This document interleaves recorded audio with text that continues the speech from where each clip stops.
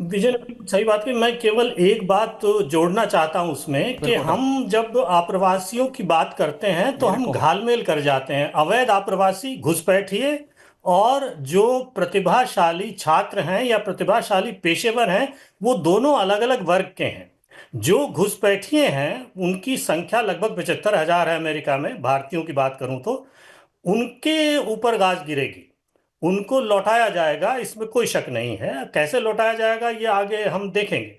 लेकिन जहां तक बात है H1B वीजा वालों की, जिसको आप प्रतिभाशाली पेशेवर और प्रतिभाशाली छात्र कह सकते हैं, ट्रंप ने हाल ही में ये जो विवाद शुरू हुआ उनके अपने समर्थकों के बीच एक बयान दिया, और उसमें उन्होंने ये कहा कि ऐसे छात्र जो यहाँ आकर के ग्रेजुएशन से मास्टर्स करते हैं, जो कि भारत से आते हैं, वो यहाँ की अर्थव्यवस्था में और यहाँ के इनोवेशन में, यहाँ के नवाचार में एक महत्वपूर्ण भूमिका निभा रहे हैं। ऐसे छात्रों को आने देना चाहिए। और आप ध्यान दें, मस्क ने इसकी पैरवी की है। वो H1B वीजा पर कोई रोक नहीं लगाना चाहते। रामास्वामी उसके पक्ष में हैं। कृष्णन, जिनको उन्होंने स्पेशली लगाया है, वो इसके पक्ष में हैं। तो ट्रंप की कैबिनेट के भीतर तीन प्रतिभाशाली व्यक्ति, जिनमें से एक को तो वो जीनियस मानते हैं और अपना सबसे अच्छा दोस्त मानते हैं इस वक्त, वो उसके पक्ष में है। ट्रंप खुद जो है अपने बयानों में इस पक्ष में नजर आते हैं। केवल उनके समर्थकों का एक गुट है, जैसे स्टीव बैनन जैसे लोग हैं जो दक्षिणपंथी, धुर दक्षिणपंथी हैं, वो इसके खिलाफ हैं। तो मुझे लगता है ये अंदरूनी लड़ाई है, और ये अंदरूनी खिंचाव जो है वो देखिए, ट्रंप की सरकार है। कोई कितना शोर मचाता रहे, इस वक्त वो इतने शक्तिमान राष्ट्रपति हैं। Reagan okay. के बाद मुझे लगता है पहले राष्ट्रपति हैं जिनके पास तीनों एक साथ, जब वो पहली बार चुने गए हैं तो उनके पास कांग्रेस भी है, उनके हर्षवर्धन पास जी आ रहा सेनेट भी है, और वो भारी बहुमत से जीते हैं। तो वो चाहेंगे वो करेंगे, और मुझे नहीं लगता कि वो प्रतिभाशाली लोगों के आने पे रोक लगाएंगे। उनको ये अच्छी तरह समझ है, वो खुद कारोबारी। Absolutely. Satish Kesing, and I want pictures of Modi Trump cabinet 2.0. और मोदी कैबिनेट हर्षवर्धन जी बोलने की इतनी आदत हो गई है कि ट्रम्प कैबिनेट बोलने में थोड़ा टाइम लग रहा है। सतीश केसिंग जी, सतीश केसिंग जी, सतीश जी आपका व्यू। मैं हाँ जी जी, मैं तो ये कह रहा हूं कि जो हाँ, एलन मस्क जो है वो अमेरिका का या ट्रंप का टोमाहॉक हाइपरसोनिक मिसाइल है। पहले तो ये देखें, जो आप कह रहे हैं कि स्टेट पावर में बिजनेस पावर लगती है, तो टेक्नोलॉजी के माध्यम से पूरे दुनिया पे वो कोशिश करेंगे। मैं दूसरी बात कहना ये चाहता हूं कि जो ट्रंप साहब हैं उन्होंने क्या कहा, कॉमन सेंस। तो ठीक बात है, हम लोग भी बच्चे में सुना करते थे, nothing more uncommon than a common sense. तो कॉमन सेंस तो यही कहता है कि एक शुद्ध बनिया वहां का राष्ट्रपति बना और अब की बार ट्रंप सरकार आ ही गई, तो फिर उसका खूब इस्तेमाल किया जाए। कॉमन सेंस भारत का यही कहता है कि भाई आप उसका खूब इस्तेमाल कीजिए।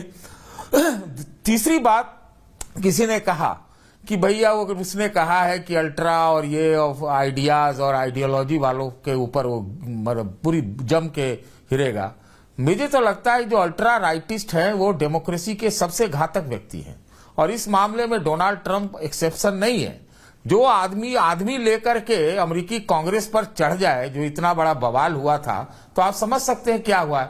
तो मुझे ये लगता है कि ये जो लेन देन वाले जो राष्ट्रपति बने, जिनके नाम से ट्रांजैक्शनल वर्ड पहले बहुत फेमस हुआ था, तो हमको लगता है अमेरिका का, भारत का हित इसी में है कि उनका खूब इस्तेमाल किया जाए।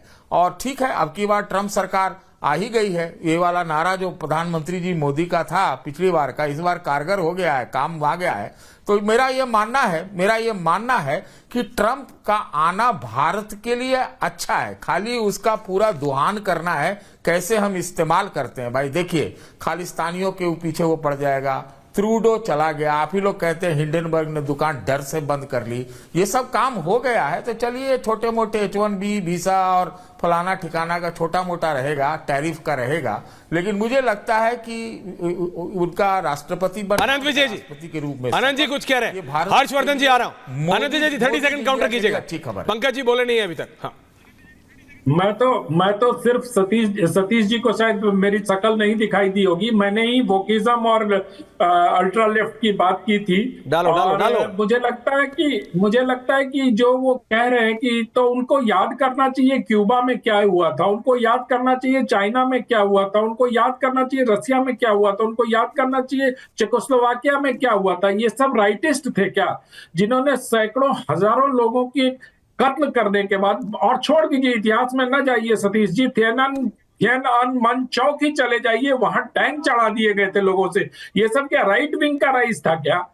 तो मुझे लगता है कि अगर हम तुलना पंकज जी को भी करें तो रखिए। थोड़ा लॉजिकल रहें, मुझे लगता है उससे ज्यादा। और ये लाइव विजुअल्स आ रहे हैं। पॉइंट टेकन अनंत विजय जी। हमारे यंग जो है वो थोड़ा Okay. ज्यादा कारगर होगा। Okay, point taken. Pankaj Sharma ji, Harshvardhan ji आ रहा हूं। पंकज जी बोले नहीं है, आज सारे सीनियर जर्नलिस्ट हैं। पंकज जी माफ कीजिएगा, thank you. Pankaj ji,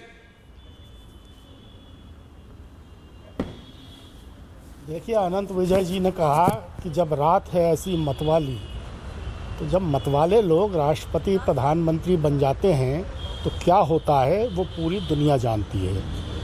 ambassador बोरा कह रहे हैं कि एलॉन मस्क वो जो हैं वो बहुत बहुत आइडियाज़ वाले आदमी हैं, बहुत आइडियाज़ वाले हैं।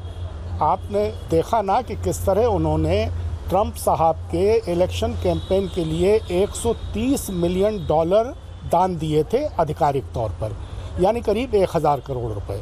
और जैसे ही ट्रंप इलेक्ट हुए, ट्रंप ने सबसे पहला बयान ये दिया कि मैं ऑटोमेटिक कार्स के बारे में जो रूल्स रेगुलेशंस हैं उनको मैं इजी बनाने वाला हूँ। और रातों रात टेस्ला कंपनी को आप देखिए कि 84 बिलियन डॉलर उसके शेयर की कीमतें बढ़ गई, यानी 5 लाख करोड़ रुपए। तो 1000 करोड़ रुपए का पूंजी निवेश करके जो एलॉन ट्रंप को अपनी गोद में बैठा चुके हैं और ट्रंप ने उनको 5 लाख करोड़ रुपए दे दिए, तो आप समझ लीजिए कि आने वाले दिनों में अमेरिका और अमेरिका के राष्ट्रपति और उनके परम मित्र एलॉन मस्क की वजह से दुनिया की क्या हालत होने वाली दुनिया की क्या हालत होने वाली? हर्षवर्धन जी और बोरा साहब, कितना खतरनाक था, इतना खतरनाक था। पंकज जी कह रहे हैं। हर्षवर्धन जी, देखिए ऐश्वर्या, मुझे आश्चर्य हो रहा है, हालांकि अनंत जी ने वो एक बात कही, लेकिन मैं उसको थोड़ा और अच्छे से कहता हूं। सर समय थोड़ा कम है मेरे पास, लेकिन जब दुनिया में किसी के भी जो कहते हैं ना कि फ्रॉड इंटेलेक्चुअलिज्म का लेवल देखना हो, तो वो कभी भी चाइना के छात्रों के नरसंहार पर नहीं बोलेगा। दिन रात वो इसी की बात करता रहेगा। और इसीलिए मैं कह रहा हूं, ये बेईमानी बंद करिए। ये जो राइज ऑफ राइट है वो राइट टाइम पर इसलिए हो रहा है क्योंकि बरसों सोशलिज्म ने, कम्युनिज्म में हमको फेल किया है और इन्होंने युद्ध की तरफ धकेला है। ट्रंप के कार्यकाल में दुनिया में युद्ध नहीं हुए। और भारत की जहां तक बात है, तो जो बाइडेन के कार्यकाल में प्रति घंटे 6 भारतीयों को लात मारकर भगाया जाता था। क्यों? क्योंकि वो घुसपैठिए थे। और मैं कह रहा हूं, हर्षवर्धन जी समय कम है, हर देश को अंबेसडर साहब, हर्षवर्धन जी समय कम है, मेरे को हटाओ। अंबेसडर साहब 30 सेकंड। मैं इतना कहना चाहता था, अभी आपने जिक्र किया है कि एलॉन मस्क ने पैसे दिए, उसको ये बना दिए। ये अमेरिकन सिस्टम है सर, मैं तो रहा हूँ उस देश में, I have served long enough, I understand. ये होता है कि जो लोग मेजर डोनर्स होते हैं प्रेसिडेंशियल कैंपेन में, अगर उनका कैंडिडेट जीत जाता है, किसी को राजदूत बना देंगे, किसी को स्पेशल एनवॉय बना देंगे, किसी को और पोजीशन दे देंगे। This is perfectly normal in the United States. इसको लॉबिंग कहते हैं, इसको करप्शन नहीं कहते। देखिए boss, they are challenging times. मेरे पास समय कम है। To all the senior journalist, Shivkant ji से लेके विजय राणा जी तक, अनंत विजय से लेके पंकज शर्मा तक, सतीश जी समय कम है। ओनली मी एंड 60-40 दर्शकों, ये जो विजुअल है, it's very exciting, it's very different.